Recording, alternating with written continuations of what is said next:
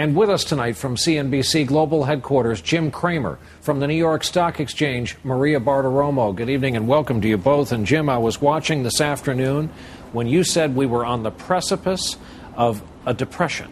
Is that really the case? Absolutely. This is about avoiding the Great Depression, too.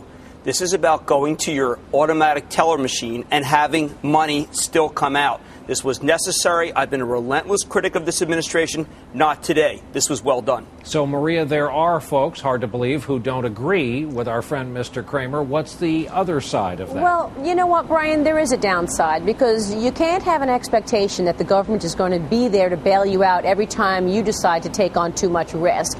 And the debate is happening right now about whether or not the federal government should be there, given the fact that these firms took on all of this risk. They made the decision to take on so much leverage.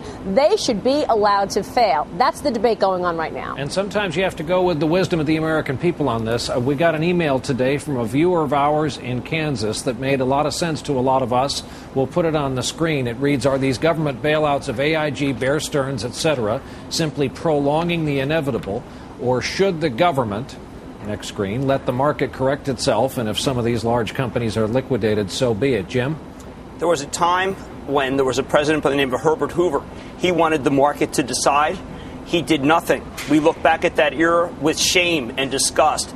This was taking that off the table. We needed to do this in order to be able to survive and not have Great Depression, the sequel.